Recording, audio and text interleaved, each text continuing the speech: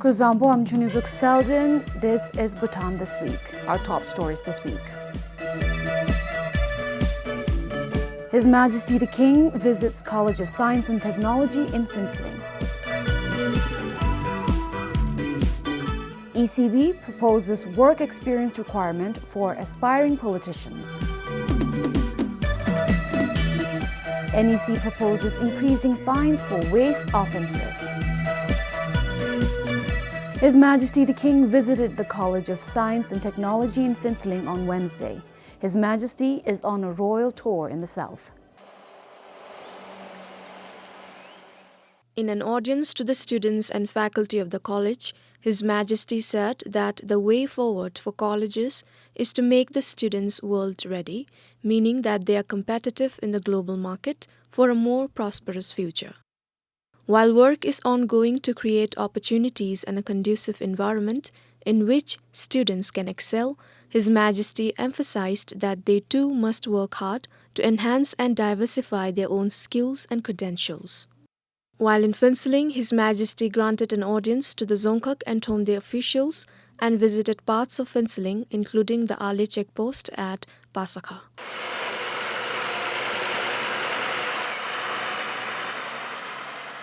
His Majesty also visited the pedestrian terminal at the Phinceling Gate, which is scheduled to open on September 23rd. The terminal, managed by the Department of Immigration, will serve to ensure a safe, well-organized and comfortable passage into and out of Bhutan. In the evening, Their Majesties and His Royal Highness Gesiji Namgyal visited Phinceling town and met with the people who had gathered to meet Their Majesties. The Prime Minister is accompanying Their Majesties on the royal tour. Sunampem for BBS News. The country has seen significant progress in mental health care services in recent times, and the services are expected to improve even further. The member states of the Southeast Asia region adopted the Paro Declaration on Mental Health Care and Services on Tuesday. The declaration calls for addressing mental health through primary and community engagement in the region. Health Minister Dichinwamo tabled the declaration during the ministerial roundtable at the 75th Regional Committee meeting. The Paro Declaration aspires to take forward and prioritize the mental health agenda in the region. Mental health is considered an important determinant of social and economic development, and it is also fundamental for individuals, families, and communities. Paro Declaration is a regional commitment whereby we are now saying we commit to addressing mental health in the region. The declaration itself looks at various aspects of mental health in terms of programmatic gaps, services gap, in terms of capacity building and doing collaborative research. According to the Health Minister, it is an important juncture where the initiative should be taken before it is too late. Experts say the impact of mental health on societies and populations will be costly and immense if renewed urgent actions are not taken now. We realize that there is no comprehensive package services for mental health. Her Majesty took the leadership to really put mental health on the forefront agenda. We realized that there were no service provision for people who were suffering from anxiety, chronic mental health issues, dealing with substance abuse, dealing with violence, dealing with self-harm. Dr. Mohan, a psychiatrist specialist, said that the pandemic has shown how inadequate mental health facilities are in countries across the world. He said the need to care for mental health is becoming increasingly important and that there is no health without mental health. Paradigm shift, moving from hospital to community to primary care centers. So you have to move care from here to community level and primary care level. The paradigm shift I mentioned also is now all the focus is on treatment, but there has to be a shift to prevention and promotion. If only specialists do the work will not be carried out. You need to train, general health work. According to experts, countries spend about only 2% on mental health from their health budget. The declaration, therefore, is expected to enable regional cooperation and collaboration through the exchange of information and technical support and enhance mental health services in the region. Officials from the WHO headquarters also committed their support to the declaration. For Kiledem in Paro, this is Pamal Hadin, BBS News. The Health Ministry is reviewing and reassessing its decision to relocate the National Traditional Medicine Hospital at Kawachansa to the National Referral Hospital's premise. The Health Minister announced the merger during the last Parliament session. As of now, the Ministry has not taken any policy decision on the matter. The Health Minister said this is in response to a news release the opposition party issued on 2nd September accusing the government of a policy blunder. The party said the merger will have huge implication on the future of traditional medicine. Our traditional medicine is a unique system based on the combination of spiritualism and science and forms a vital part of our national identity, culture and spiritual practice. When shifting the traditional medicine hospital to the JDW-NRH, in the long run, it will put its various survival seriously at stake. Today, it also enjoys a high administrative and management autonomy at a department level with independent hospital infrastructure and medical facilities and amenities. So I think for the national traditional medicine to survive in the long run, it should be kept at where it is now. Aspiring political candidate could now be required to have 10 years of work experience to take part in the National Council elections and 5 years in the National Assembly field.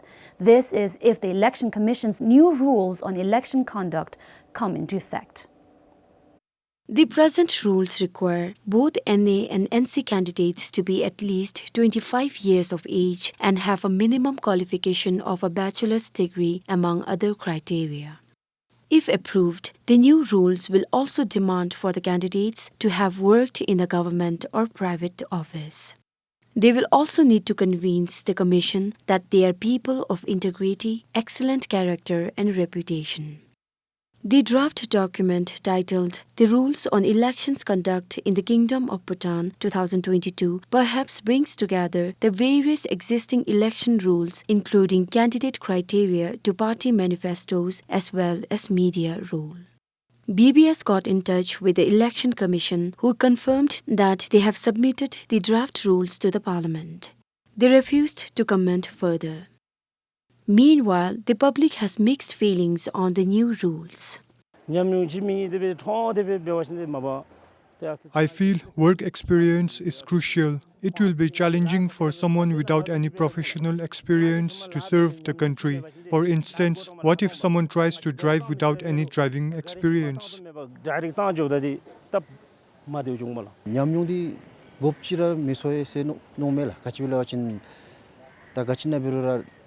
I don't think work experience is important.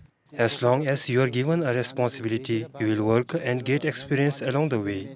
Youth in the 21st century are all very creative and have great ideas. Therefore, if you give them the chance, they will gain experience. In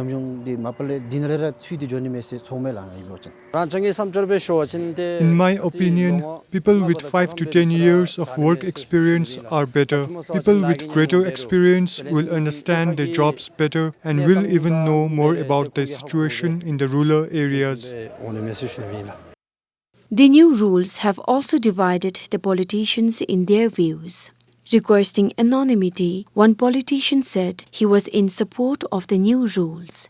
He said experience plays a crucial role in tackling difficult situations such as the one the country is currently facing.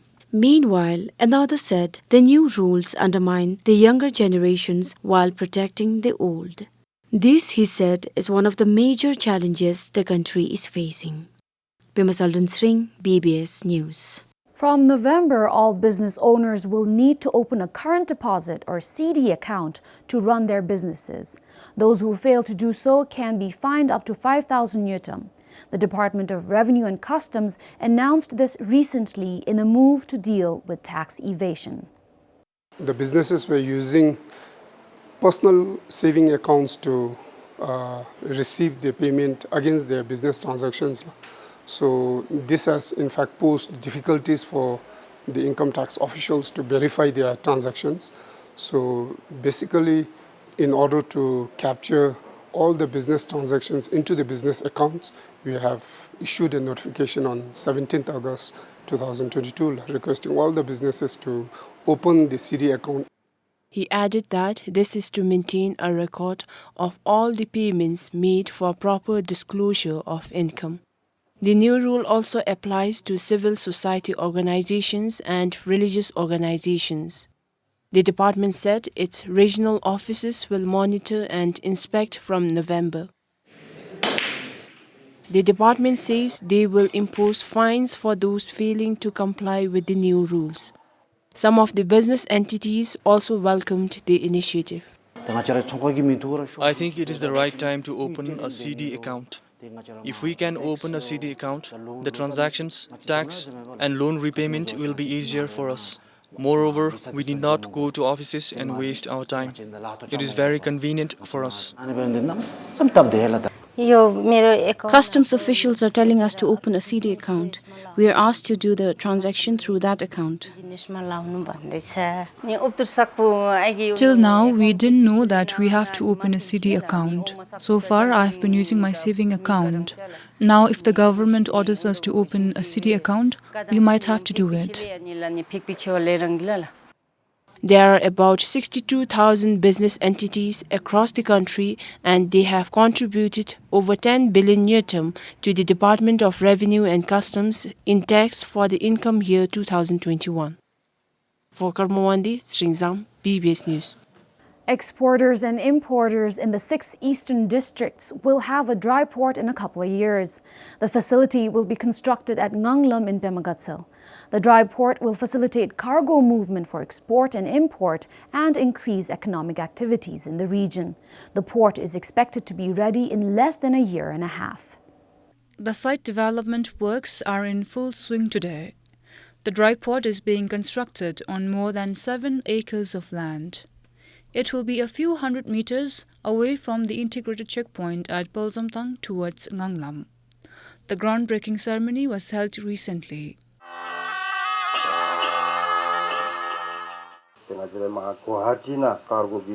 There are many cargo planes at Guwahati, so we can make use of those facilities and export our produce. Not only that, but we can also export and import many items to and from Bangladesh through the waterways. So this dry port facility will make trading very comfortable in the future. The site development works worth 107 million yutam will be finished by the end of next year. The overall development of the dry port is estimated to cost 530 million yutam. Funded by the Government of India, the dry port is expected to be ready by the end of 2024. Once complete, it will facilitate cross-border trade through improved cargo handling service. The facility will have an export and import warehouse, a cold storage and a custom clearing office. The development of the facility is expected to bring economic development to the southeastern districts. For Teledoji in Pemagatsel, Pupke, PBS News. Every year, teachers in schools across the country quit their profession in numbers, leaving the Education Ministry scrambling to fill the gaps. But what is more concerning about the teacher attrition is its impact on the quality of education. The recent resigning of teachers at the Tsanglajong Extended Classroom in Shimga has left the parents worried that it could affect the education of their children. Currently, a lone contract teacher is teaching some 16 students of the Extended Classroom or ECR in Tsanglajong village. She was posted at the school in June this year after the 2 teachers quit their jobs. The teachers left to continue their studies abroad. The new teacher does not have prior experience, and having to deal with the students single-handedly has caused concerns with some parents. They said the Education Ministry should do something to stop teachers from resigning in the middle of the academic year. Unlike in past, I don't know if our children will receive quality education without an experienced teacher. I hope the Education Ministry considers this an urgent issue and addresses it at the earliest. Teachers resigning mid-year is a major problem for everyone. I think they should resign either at the end of the academic year or at the beginning. That way, the gap can be filled with proper planning.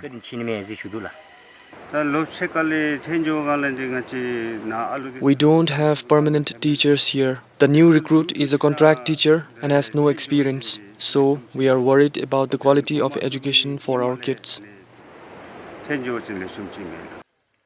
However, the district education sector clarified that this is a temporary arrangement and that a regular teacher will be transferred to the ECR soon. Well, it's not very easy to send replacement for those teachers who resign in the middle of the academic year, and such schools continues to face resource constraints, and it even compromises with the quality of teaching and learning. It's even more difficult to convince our people on the advantages of consolidating the smaller primary schools to the nearby bigger schools which provides all the facilities. Changlajong ECR was established as the primary school in 2004 with more than 100 children. However, due to declining enrollment over the years, the school was converted to an extended classroom in 2013. According to the district education sector, 3 teachers in the district have resigned this year, while another 2 are on extraordinary leave. Shemgang has about 30 schools, including 10 ECRs. For Pema Samdrup in Shemgang, Pemal Hadin, BBS News. As the country continues to tackle the mounting waste problem, the government has repeatedly sought support from all stakeholders, including the public. Taking responsibility and handling one's own trash is probably one of the best solutions. One man has come to the forefront to advocate for waste management and do his bit in keeping the country clean. After 3 months, 45-year-old Gyembo is back in the capital, having conducted a nationwide cleaning campaign. Gyembo is from Trongsa and a tour guide by profession. He says he is a passionate zero-waste campaigner. The father of 4 says he drew inspiration from Her Majesty the Gelson and has made up his mind to keep every place he visits clean. I started cleaning and collecting waste more and more because it is increasing by the day in the country. Initially, I did not do this in public because people would sometimes give negative comments. But one day I was in a hotel and I saw our Gilson and Dojilebe initiating a cleaning campaign on TV. If Her Majesty is passionate about keeping our environment clean, what are we? It was then that I decided to make my work public. He started his nationwide one-man campaign in June from Dunkar, Lunsi. However, right after a few days in his quest, Gyembo struggled with a host of problems.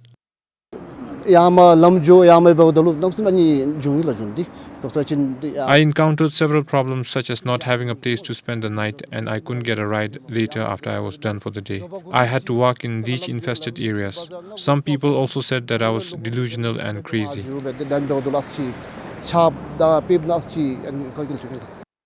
Gyembo believes that his genuine interest in managing waste stems from his profession, which is to reveal the nation's beauty to the outside world.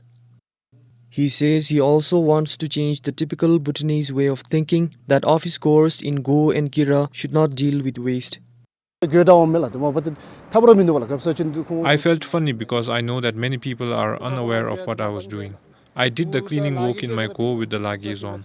It's because people think that we should not pick up waste while in Go. I wanted to change this mindset. He added that he covered at least 18 kilometers every day picking up wastes of all sorts. According to the NSB's 2020 National Solid Waste Inventory Survey, the country generates more than 172 metric tons of solid wastes in a day. And if we are to contribute to bringing down the country's waste problem, maybe we need to be more like Gembo and start by having the right attitude. Sringdandup, BBS News. There will be no easy way out if you are found dumping wastes illegally. You could be fined up to 30,000 Newton. This is if the National Environment Commission's revision of Waste Prevention and Regulation 2012 is approved. The penalty of 30,000 Newton will be imposed on those who dump industrial, medical or other hazardous waste including spillage during transportation in any places other than the designated or approved facility. Currently, the offenders are fined 20,000 Newton as per the Waste Prevention and Management Regulation 2012. As per the Commission, the current penalty amount is less. The Commission also proposed increasing the penalty for waste offences during public events. Those who fail to maintain bins, segregate waste and clean the area after organizing an event will be fined 20,000 Newton. The increase is a minimum of 4 times the current penalty. Currently, individuals and organizations failing to maintain bins during public events are fined 1,000 Newton only. Likewise, failure to segregate waste during such events are imposed a penalty of 2,000 Newton, and failing to clean an area after organizing a program is fined 5,000 Newton.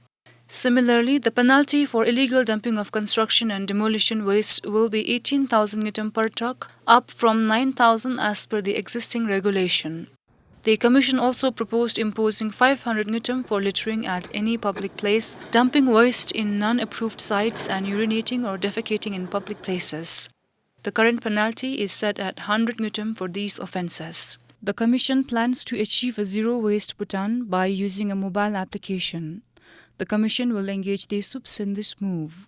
More than 100 DESUPs and district environment officers are being trained to use the mobile app. They will train the district officials and local leaders after the training. We have about 25 list of penalties, but that is under revision. So mainly the penalties on the waste. If people are not complying, if people are littering, if they are dumping the waste. So the penalties mainly on that. This has been there since 2012. We have the Act in 2009 and the regulation in 2012. So these legal provisions were there since 2012, I would say. But then it wasn't, the enforcement wasn't very effective. So now we are doing this through digitized system, whereby you can do the monitoring, you can report the offense through the mobile phone, through the Zero Waste Bhutan application. According to the Commission, currently they are unable to enforce the Waste Prevention and Management Regulation due to a shortage of manpower. There is also a lack of a proper strategic plan to record, track and penalize offenders. And false or incorrect information from the offenders during manual registration has caused inconvenience to implement the regulation successfully. The mobile application is expected to address all these issues. For Karmwangdi, this is Pupkem for BBS News. Responsible and safe disposal of sanitary pads has always been a challenge, not just in Bhutan, but around the globe. The plastic used in disposable sanitary napkins is non-biodegradable and leads to environmental hazards. But a youth in Sarpang has come up with sustainable solution: sanitary pads made from banana fiber that are biodegradable. Sanitary pads are imported from India. Sangye Zangmo is the brainchild behind the idea. It was one of the best social business ideas during the recently held entrepreneurship workshop. She said the majority of the existing sanitary pads are not eco-friendly, and that's when she came across the idea of using banana fiber, which has excellent absorption properties. The material we use is different from the rest of the sanitary pads. Our is eco-friendly and biodegradable. Imported pads are cotton and gel pads. The imported pad may have a cotton part inside which will degrade, but the external cover is all plastic and glue, which takes 500 to 800 years to degrade. Our pad is biodegradable and environmentally approved.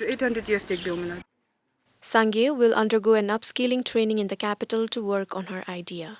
Meanwhile, if the idea materializes, it could also benefit the local people, help make some money.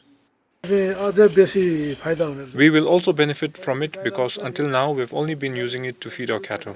But if they start taking our banana trees, then we can make a good income.